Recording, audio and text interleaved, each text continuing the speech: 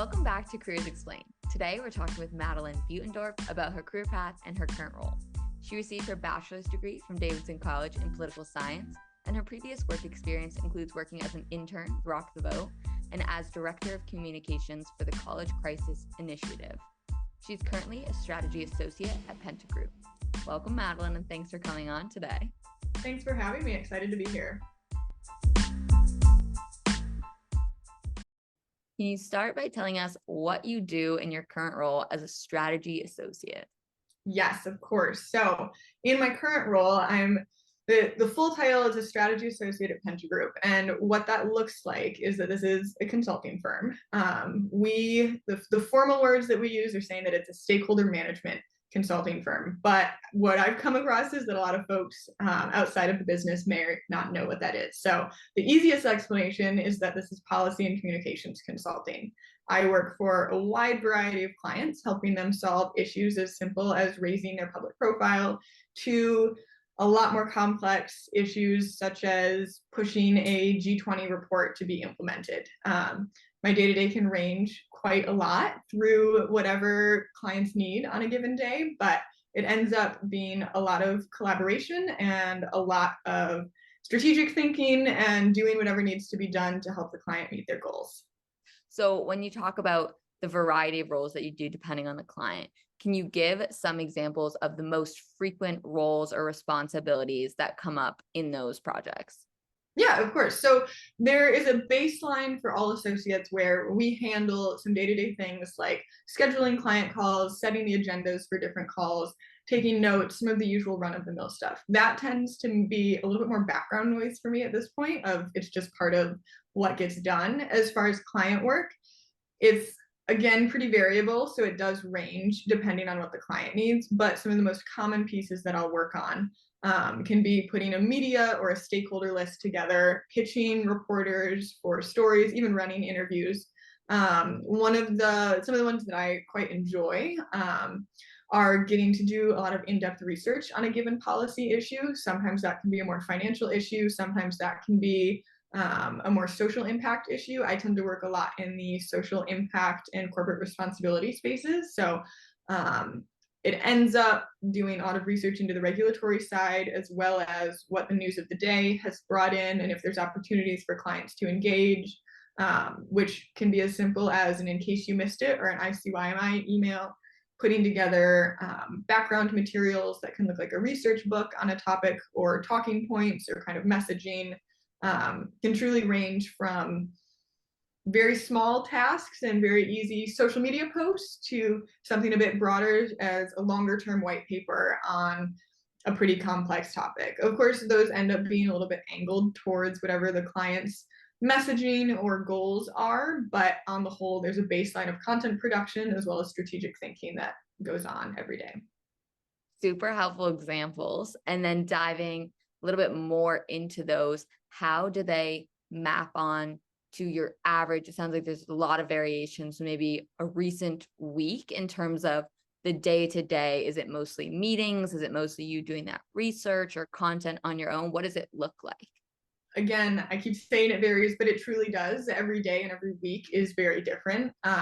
The part that I really enjoy about my work at Penta is that we don't work on one client at a time. In other consulting, you end up just working on one client for a set period of time or however long until their goal is accomplished. The beauty of our work is that we get to work on multiple clients at a time. So I could have one client where I spend 10 hours a month doing work for them. I could have another client where I'm spending 40, 60, even more hours a month doing work for them. So what that looks like for my day breakdown, so that we have forecasting that's used to help allocate our time so that the staffing directors can see how much time we have available and how much time is currently set. Of course, this is all a work in progress, so it can change quite a bit, but a lot of my day-to-day varies because of that. So I have a couple clients right now. I'm on 8 client teams. When I started, I was only on 4, and then of course, as my tenure has increased, they've added me to more client teams. It's pretty common for associates to be on anywhere from 5 to even 10 client teams, but of course, because their time allotment might be different, some of those could be a much smaller time allotment versus others could be a lot higher of a time allotment. So my day-to-day then, usually we meet with our clients at least once a week. Sometimes clients will have more than one meeting a week if needed, as well as then each team will have their own what we call an internal meeting. Those are usually used to set the goals for the next week of whatever needs to be accomplished, as well as then kind of reviewing any past work. And it's a good time for associates to ask questions, as well as to brainstorm ideas or thoughts around whatever may be happening next. There also then a lot of my time is just work time to work through either keeping a team organized by running a tracker is what we call them for our different assignments, as well as then doing the actual work of whatever that may entail. Recently, I've spent a lot of time working on some strategic campaign memos for some campaigns that will be launched in a couple of months, as well as then the usual churn of content production. So last week, for example, I wrote an opinion piece that we're now pitching to reporters. I wrote a couple social media posts, a blog post. I also drafted a few one-pagers on some key issues for a client that has an upcoming media conversation, as well as I've formatted and drew and put together the entire design for a white paper for a client that they have coming out so that it looks professional and polished. That's a small snippet. I think that's maybe a quarter of the tasks that happened last week, but there's a lot of variety, which makes every day fun and a little bit more interesting than just doing the same thing over and over. Yeah, diversity of who you're working with, what tasks you're doing, shifting. And you mentioned the 8 teams right now you're on. How long-term are these team assignments typically? Is it a month, or are you working with them for the next year? Yeah, some of these clients, they've been long-term Penta clients. One of the ones that I'm on, they've been a client. And for context, Penta Group is the newer name. I originally started at Hamilton Place Strategies. There was a merger in September where Penta Group was formed. So some of these clients that I'm on they were HPS clients for years beyond that. So one of the clients I'm on, I think they've been a client for 5 or 6 years at this point. So there isn't really a set end point. Of course, when contracts renew and things like that. One of my clients, it's only a 4-month trial period to see if the work that we do for them resonates with what their needs are, as well as fits into their setup and things like that. Usually we do 6-month to year-long contracts. Sometimes they can be longer if it's a longer term client, or they know a lot of our work and know a lot of the people that they'll be working with. But on the whole, 6 months to a year is a pretty regular contract time for that. And that gives us time to reevaluate how much work we've been doing for them. Sometimes that means that we need to ask for a little more money, or it also needs, and especially with the merger, it gives us the opportunity to pitch them on more services that we offer. Those can range from media monitoring to what we call intelligence analysis that can examine the news or examine in-depth research or even sentiment analysis of policymakers and other key stakeholders that they may be interested in. Sounds like a very cool and valuable product amongst all the others. And when you are assigned to a team, I know you said one factor is whether or not you have the bandwidth, but also, do you have agency in terms of choosing which team that you work on? How do you get assigned? So we definitely have some agency. We usually have pretty frequent, I'd say at least once a quarter, check-ins with our staffing director. I have directors on each of my teams that I report to, but we also have a staffing coordinator who is the one who makes those staffing decisions, of course, with input from partners, and there's a whole staffing committee. The staffing coordinator is aware of the areas that I'm interested in. So for me, a lot of those tend to be education oriented or social impact, things of that nature. So she will usually, before putting me on a team, of course, sometimes it's urgent and things just need to get done, but usually before putting me on a team, she'll send me a message or an email saying, hey, there's an opening on this team. Like, is that of interest to you?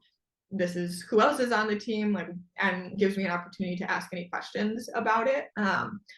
There is some wiggle room where you can push back and say no if you feel like you don't have the bandwidth, but more often than not, it is one of those of like, they need the support, and I'd rather be on clients that I find interesting than assigned to things that I don't. So it does work out quite well usually for me. And we do also have the opportunity, if we disagree with either a policy position of a client or an issue or something that you would have to be working on for this team, we do get kind of a red card you can hop out if you need to, which is helpful. But of course, we really try to use those when it is truly integral versus just willy-nilly if you don't want to work on something versus having a moral objection to an issue that a client's working on.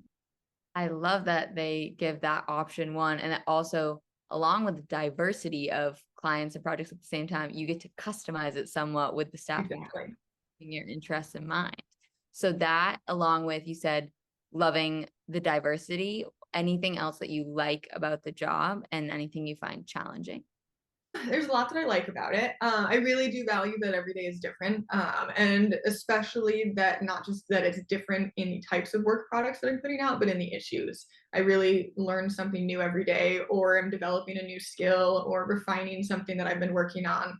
Having the opportunity for this to position me for future growth in my career, whether I'm staying at Penta or continuing on to something else, have the opportunities to grow and to work with teams and directors and mentors who really look out for you and give you quite good feedback is an incredibly valuable thing just as a baseline.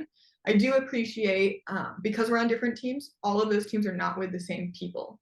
So each of my teams is a different group of people. Of course, there's some overlap because while it's a growing firm, we're not large enough where you're on whole new people for every team, but getting to have not only the diversity of issue, but the diversity of thought that is allowed for by having different people is a really useful thing. I think I also really appreciate that we come in with an associate class. So there's a whole group that, like me, started in 2022, and we are considered a class altogether. So you have people to lean on for questions, you have people for just moral support if you're having a rough day, and also just to have fun with and who kind of get it of moving to a new city and starting a new job and all of these pieces. Having that built-in layer of community, especially in a really high-paced environment, can be extremely helpful. And what does the team makeup look like? Is it similar for each project or does that vary as well? It is similar for each project, but there is some variety. So on clients where it might be a little bit of a larger time commitment or a larger contract, they may have more associates or more management time. But most teams operate as a partner, a managing director, a director, and then 1 to 2 associates. Some teams that I'm on are a much more substantial contract. Basically, they have us on retainer. And so we may have 2 managing directors, but one will be our point managing director, and then we have another one who happens to have really helpful issue experience. Maybe they worked at a federal agency, or they were a reporter for a large media agency, and this client has a lot of media work, but that specific MD didn't have the capacity for it. The associate time can range. I've been on a team that's up to 4 associates, and I've also been the only associate on a team. So it really ranges based on how much the budget allows for time-wise, but the team setup is usually pretty set in stone with that. Of course, we have a couple, like you could have a senior associate or a senior director. There's some other titles mixed in there, but on a baseline, that is a partner, a managing director, a director, and an associate or 2 is the baseline setup. You have both the support horizontally with your class of incoming associates, but then also those above you who can give you guidance, who've been in the role for longer from both fronts. Now, moving into how you got here, can you talk about why you were interested in working at Penta Group coming out of college as opposed to the other options? Definitely. Some of it, in all honesty, I wasn't exactly sure what I wanted to do. I have operated without having a dream job. I don't want to be in that headspace. What's resonated for me instead is kind of having guiding questions. So what that looks like for me is that in any job, I know that if I'm wake up excited to go to work most days, we're realistic here.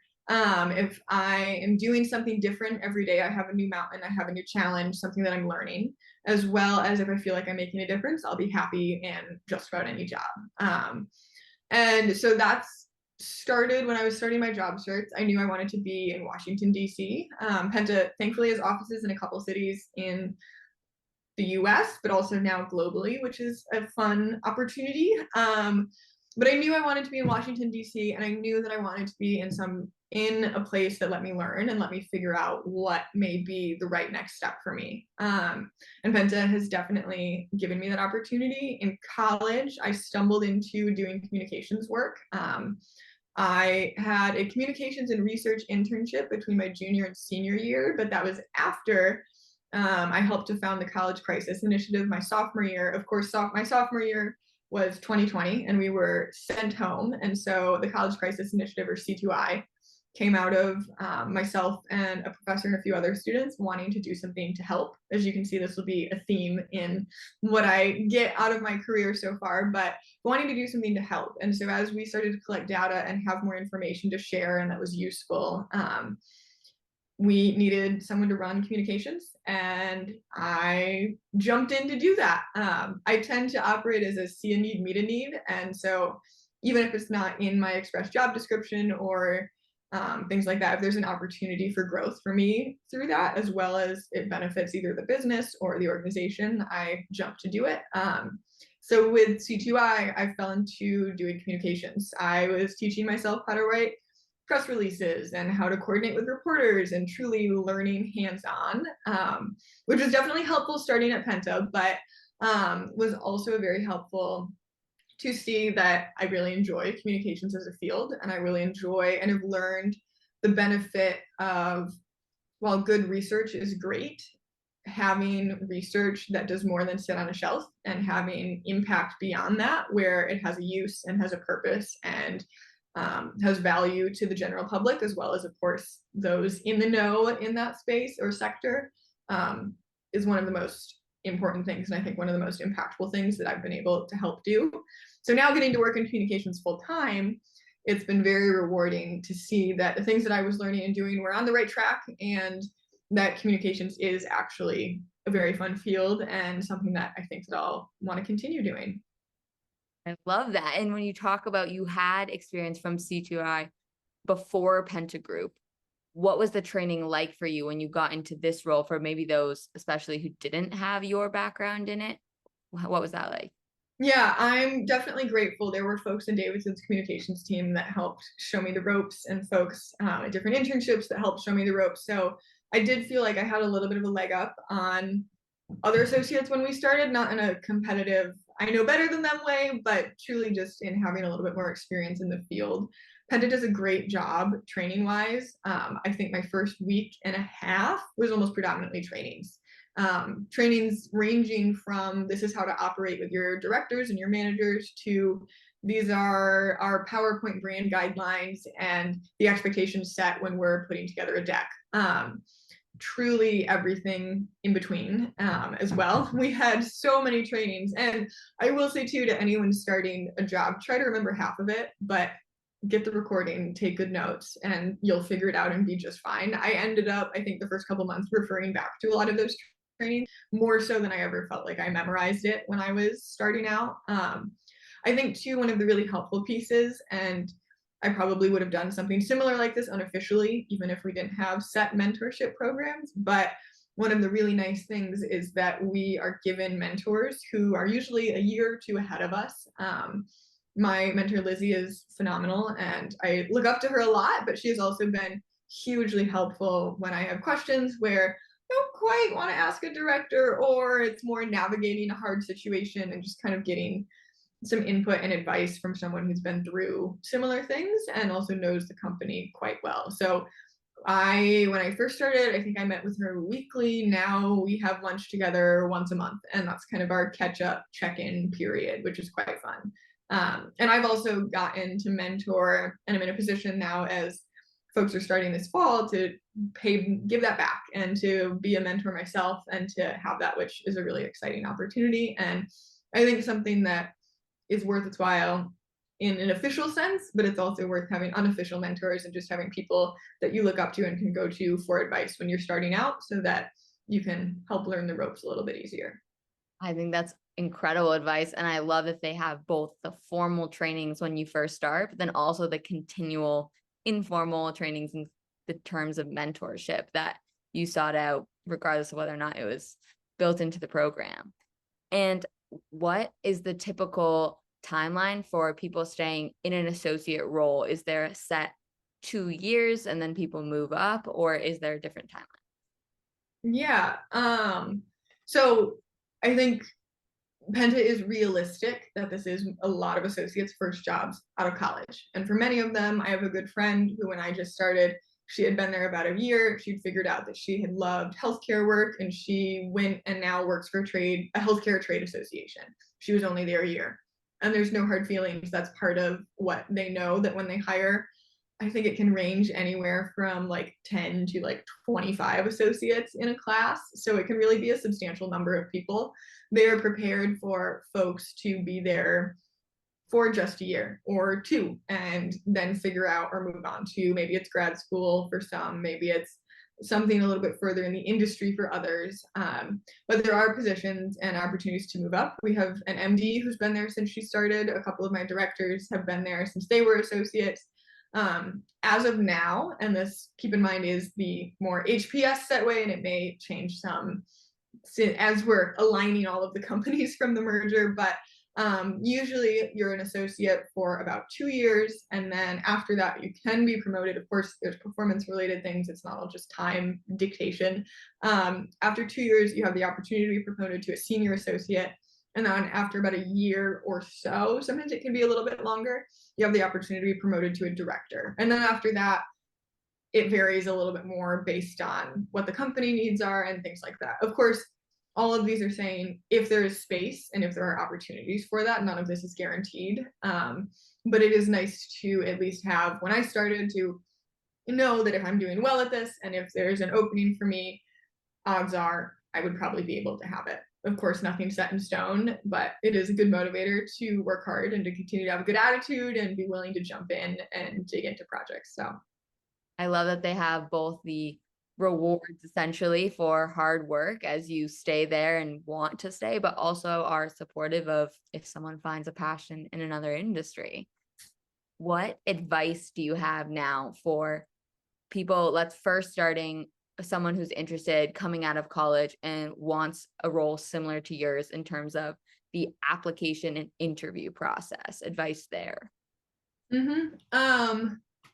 Two things come to mind. I think number one, be open to more than a very narrow scope when you're looking for jobs. I did not plan on doing consulting. I did not plan on even being in the private sector. I genuinely thought that I would work on Capitol Hill, or that I would work at a think tank or something, very cut and dry, DC type job. But there's a lot more opportunities out there than I think I was aware of when I was first applying and when I was at Davidson. But really leaning into, oh, this sounds interesting, or this sounds fun, and going for those types of jobs versus maybe what the next right thing may be, because there's always going to be the next right thing. And I think especially Davidson students were very good at kind of being a chameleon and adapting to whatever comes. The other piece that came to mind is really using your network, regardless of where you went to school or who you know or who you grew up with. You have the opportunity to build networking connections. It can be as simple as this is one of your parents' friends, or this is someone that a friend of a friend introduced you to. They're a couple years older, or I don't know, a couple of mine are former clients that I worked with and really enjoyed, or are other folks who have since left Penta from when I started. So really focusing on building those networking connections. I read something the other day that talked about college can either be you're spending 4 years just learning and growing, and then you're going to figure out what you're doing for your career, or you're spending 4 years preparing for your career. And I think I definitely leaned into the preparing for your career piece and was very lucky to leverage the Davidson mafia and connections to get to know people in DC and to get to know folks in industries that I might be interested in, and just having good conversations. You don't need to show up to networking events trying to get something out of it. All you're looking for is to make connections with people, because it's as simple as getting coffee with someone, or going for a walk, or having a 10-minute phone call. One of my internships I happened to get because a Davidson grad worked there and knew that Davidson students could handle whatever they threw our way. So truly looking into who you may know in your network, and then also reaching out. So if you're applying for a job, go check and see the company page, see if there's alums working there. Because some of this, of course, feels obvious, but for a lot of people, it's not. And I think it can be intimidating to blind reach out to someone who happens to be an alum of the same school, or you overlapped somewhere, but you didn't know them quite well. Worst is they say no. So it is always worth it just to go for it and to see what happens. Any advice on when we talk about networking and reaching out, whether it's for someone at a job you're interested in, tips for having those conversations? Because I think students are often encouraged to have them and aren't quite sure when you talk about like even a 10-minute phone call, what should be someone's mentality going into that, and what kinds of tangible things do you think they could do? Definitely see them as a person first. Don't see them as an opportunity or something that you are getting out of them. Because these are people that you're talking to. These aren't like machines or robots or something where it's like, oh, you do this for me, I'll do this for you. And yeah, that is kind of how it works. But if someone likes you or thinks that you're smart or thinks that you just had a good conversation and they enjoyed it, it will be a lot easier for them to be willing when the ask comes down the line of, hey, I just applied for this job at your company. Would you mind putting in a good word for me? Versus, play the game a little bit of knowing that you will apply to those places or knowing that this is an industry that you're interested in, but that doesn't need to be conversation topic number one. Frankly, I don't mention that stuff almost ever. It is more just getting to know them as a person and having a good conversation versus trying to leverage them for anything, especially if this is your first conversation. Like, do not come on so strong of, I've applied for this, can you please help me, and like all of this stuff. That makes you sound a little desperate, when really what we're going for is confident and smart and someone that they would want to work with. So I think a lot of my conversations that end up being networking conversations, some of it is just asking them about their job and what they enjoy, or like you've been doing, asking them how they got to where they are, or for advice. People, I think too, people also like to talk about themselves. So it is really easy to ask a good question. And I think one of the big pieces of advice is don't just ask a question and then leave their answer and move to a new question. Ask a follow-up. Pay attention. Listen. It is not that hard to ask.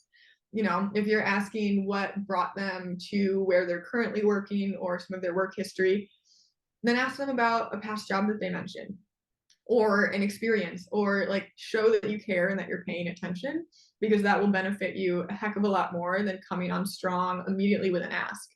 And also stay in touch. If you haven't seen or talked to someone in 6 months, email them, message them. Again, worst is they say no. And on the whole, especially if this is an alum or this is someone you've overlapped with, they will probably say yes. Most people are nice and are willing to have the conversation and kind of to help the little guy, because they've all been there. Everyone had to start their career somewhere. That is so helpful.